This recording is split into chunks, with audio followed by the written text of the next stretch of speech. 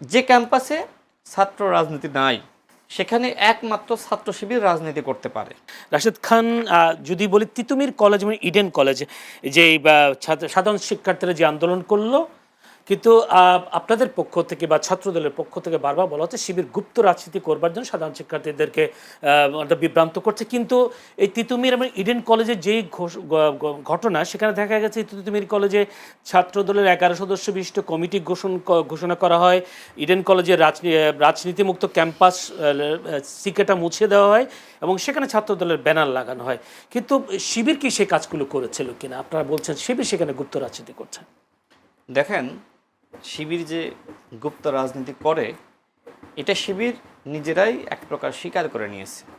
চট্টগ্রামের ঘটনা দেখেন, সেখানে ছাত্রদলের পক্ষ থেকে কিছু নেতৃবৃন্দ সেখানে গিয়ে গুপ্ত শব্দটা কেটে দিল।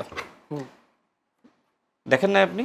ও সরি, মানে ছাত্র রাজনীতি ও আপনার ছাত্রলীগের রাজনীতি নিষিদ্ধ চায়, সেখানে সে গুপ্ত লিখে দিল ছাত্র দল। কারা লিখেছিল ছাত্র রাজনীতি নিষিদ্ধ চায়? এরা কারা? এরা কারা? কিসের বৈষম্য? এরা হচ্ছে শিবির। কারণ দেখেন নাই যে এর প্রতিবাদে শিবির হামলা করলো ছাত্রদলের উপরে। তার মানে গুপ্ত রাজনীতি শিবির করে, এটা তো চট্টগ্রামের প্রমাণ হলো। আচ্ছা আসেন, এবার ভাই বললেন যে শিক্ষার্থীরা কেন রাজনীতি চাচ্ছে না। হ্যাঁ, আতঙ্কিত আমিও ছিলাম, আমিও নিপীড়নের শিকার হয়েছি। দেখেন, এই যে ছাত্রলীগের যে রাজনীতি, এটা আসলে সাধারণ শিক্ষার্থীরা গ্রহণ করে নয়, আবার কেউ ছাত্রলীগ হিসেবে ফিরে আসুক সেটাও সাধারণ শিক্ষার্থীরা চায় না। কিন্তু দেখতে হবে যে ছাত্র দলকে আসলে ছাত্রলীগের মতন করে ফিরে আসতে চায়, নাকি তারা আসলে সাধারণ শিক্ষার্থীরা যে ধরনের পলিটিক্সটা চায় ওই ধরনের পলিটিক্স করছে। আপনি সেই 16 বছর ধরে দেখছেন, আপনি অন্তর্বর্তীকালীন সরকারের সময় দেখছেন, এমনকি বিএনপি ক্ষমতায় আসার পরেও তো ছাত্র দলের রাজনীতি আগের মতনই রয়েছে। যেভাবে গণঅভ্যুত্থানের পরে অন্তর্বর্তীকালীন সরকারের সময় ছিল, শেখ হাসিনার সময় ছিল, তাই না? যে ছাত্রদল নিজেই নিপীড়নের শিকার হয়েছে সে আবার নিপীড়ক হয়ে উঠতে পারে? এটা সম্ভব? সম্ভব নয়। কিন্তু এই যে ছাত্রদল সম্পর্কে সাধারণ শিক্ষার্থীদেরকে নানান ধরনের নেতিবাচক বয়ান দেওয়া, তাদেরকে বিভ্রান্ত করে, এটাই মূলত প্রবলেম।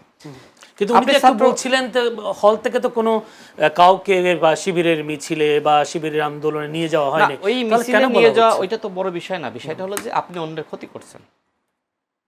যে ক্যাম্পাসে ছাত্র রাজনীতি নাই সেখানে একমাত্র ছাত্র শিবির রাজনীতি করতে পারে, আর কেউ পারে না। ভেতরে ভেতরে কাজ করে তারা, ওই যে তারা গুপ্তভাবে পরিচয় প্রকাশ না করে ওই কাজ করতে পারে। তো আচ্ছা, জাহাঙ্গীরনগর বিশ্ববিদ্যালয়ে আপনি দেখেন, সেখানে ছাত্র শিবিরের রাজনীতি নিষিদ্ধ ছিল না? তারপরেও এই যে আমরা দেখলাম যে সময় জাহাঙ্গীরনগর বিশ্ববিদ্যালয়ের ছাত্র সংসদ নির্বাচন হলো, অসংখ্য ছাত্র শিবিরের নেতৃবৃন্দ তারা পরিচয় প্রকাশ করেছে, প্যানেল দিয়েছে। তার মানে কি, যেখানে রাজনীতি থাকে না সেখানে ছাত্র শিবির থাকে, যেখানে আপনার রাজনীতি নিষিদ্ধ থাকে সেখানে ছাত্র শিবিরের সুবিধা। শিবির মনে করছে যে আমাদের তো সুবিধা, একমাত্র আমরাই তাহলে বড় হইতে পারবো। যে দলের ছাত্র সংগঠন নাই, ছাত্র রাজনীতি নাই, সেই দলের রাজনীতি আলটিমেটলি থাকে না, যেমন জাতীয় পার্টি। এর একটা তো প্রমাণ পাইলে। সুতরাং ছাত্র রাজনীতি অবশ্যই দলগুলোর জন্য খুবই গুরুত্বপূর্ণ, কিন্তু এই যে শিবিরের পলিসি, নিজে রাজনীতি করবে, অন্যকে করতে দিবে না, কারণ একসময় ক্ষমতায় যেতে হবে। তারা তো 50 বছরের প্ল্যান নিয়ে কাজ করছে, এই প্ল্যানের মধ্যে বাকি দলগুলোকে বিতর্কিত করবে, সেই দলের ছাত্র সংগঠনগুলো রাজনীতিকে নষ্ট করবে, ধ্বংস করবে, এই ধরনের তাদের রয়েছে। তো এই জন্যই তো আমরা বলছি। কিন্তু ক্যাম্পাসে তো রাজনীতি আছে রাশেদ খান, হলে কেন রাজনীতি করতে হবে? আচ্ছা, আমারও তো একই কথা। তাহলে হলে যদি রাজনীতি আপনি না চান, হল সংসদ নির্বাচন কেন চান? কেন আপনি চান হল সংসদ? মানে কি, ওইখানে কারা নির্বাচিত হয়? যারা তো রাজনীতি করে তারা। ছাত্র দল প্যানেল দেয়, শিবির প্যানেল দেয়, শিবিরের নাই সেখানে? অবশ্যই শিবিরের প্যানেল তো আছে। ওই প্যানেলে কারা? যারা শিবিরের রাজনীতি করে।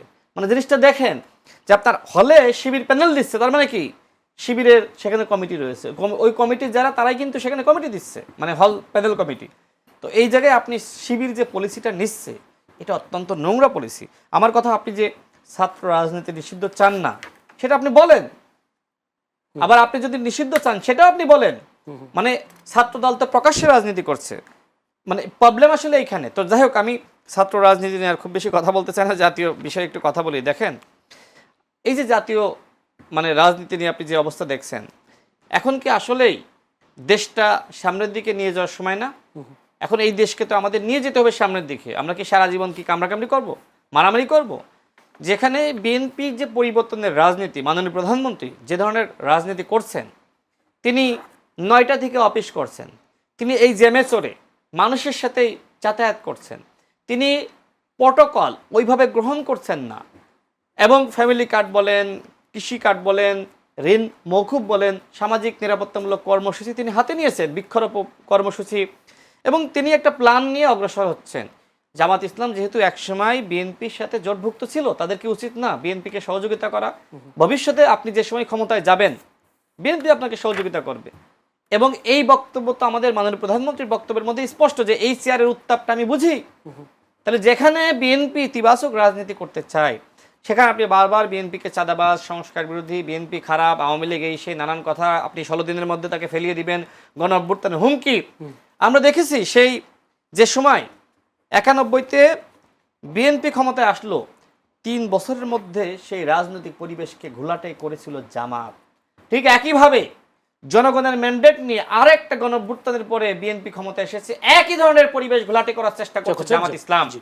দুইবারই কিন্তু গণ অভ্যুত্থানের পরে বিএনপিকে দেশের জনগণ ক্ষমতায় বসেছে, আর জামাত ইসলাম ক্ষমতায় আসতে না পেরে অন্তর্জালা, সেই জ্বালা থেকে সরকারকে বিতর্কিত করার তারা অপচেষ্টা করে যাচ্ছে। এইটা যদি আপনার চরিত্র হয়, বিএনপি জামাত ইসলামকে বিভিন্নভাবে বাঁচায় নাই। যখন জামাতের নেতৃবৃন্দকে ফাঁসি দেওয়া হচ্ছে, সেই সময় দেশনেত্রী বেগম খালেদা জিয়া তিনি কি জামাতের পক্ষে অবস্থান নেয়নি? কিন্তু এই জামাত ইসলাম এতটাই মুনাফিকি রাজনীতি করেছে, যে সময় দেখেন 11 সময় দেশনেত্রীর বিরুদ্ধে মিথ্যা মামলা, তাকে গ্রেপ্তার করা হলো, এই জামাত ইসলাম কোনো বিবৃতি দেয় নাই, প্রতিবাদ করে নাই, বিএনপির পাশে দাঁড়ায়নি। অর্থাৎ সব সময় বিএনপি জামাত ইসলামের পাশে দাঁড়িয়েছে। আমি শেষ করি, পাশে দাঁড়িয়েছে, আর এর বিনিময়ে বিএনপির বুকে সব সময় ছুরি মেরেছে জামাত ইসলাম। এই হলো জামাত ইসলাম। এখন জামাত ইসলাম যদি বাংলাদেশে সুস্থভাবে রাজনীতি করতে চায়, আমার কোনো প্রবলেম নাই, কারণ বাংলাদেশে এই মুহূর্তে যেহেতু আওয়ামী শূন্যতা, প্রধান কোনো বিরোধী দল নাই, তো জামাত ইসলাম যদি বিরোধী দল হিসেবে অ্যাক্ট করতে চায়, সেটা দেশের জন্য ভালো। তাহলে মানুষ কিন্তু আওয়ামী লীগের শূন্যতা, সেটা কিন্তু মানুষ অনুধাবন করবে না। জামাত ইসলাম যদি সেই শূন্যতা পূরণ না করে, বাংলাদেশের একটি প্রধান তারা অপোজিশন না হয়ে, তারা যদি সবসময় স্বপ্ন দেখে যে আমি ফেসবুকে সরকার গঠন করলাম, কিন্তু আমি কেন আসলে প্রকৃতপক্ষে আমি জনগণের ভোটে ক্ষমতা আসতে পারলাম না, সরকার গঠন করতে পারলাম না, এই অন্তর্জালায় যদি সারাক্ষণ ভোগে আর প্রতিদিন হুমকি দেয়, আর বিএনপিকে বাধাগ্রস্ত করে, সড়ক অবরোধ করে, নানান ভাবে আপনার এইভাবে গুপ্ত রাজনীতির নামে বিএনপির ক্ষতি করে, তাহলে তো ভাই হবে না। তখন কিন্তু বারবার শোনেন, 30 সেকেন্ডে শেষ করি, জামাত ইসলাম যদি এই কথাগুলো বলতে থাকে বিএনপির ক্ষতি করে, তখন কিন্তু এদেশের জনগণ, এমনকি বিএনপি বারবার কিন্তু 71-এর কাছেই ফিরে যাবে। কারণ 71 এদেশের স্বাধীনতা এবং সার্বভৌমত্ব আমাদেরকে দিয়েছে, এবং সেই সময় কিন্তু জামাত ইসলাম তারা কিন্তু দেশের বিরুদ্ধে ষড়যন্ত্রে লিপ্ত হয়েছিল, এবং তারা কিন্তু বিরোধী শক্তি ছিল। তো আপনি যখন বিএনপিকে এই ধরনের নানান কথাবার্তা বলবেন, তখন তো আপনি 71-এর দায় আপনাকে নিতে হবে। আপনাকে তো মানুষ বারবার বলবে স্বাধীনতা বিরোধী।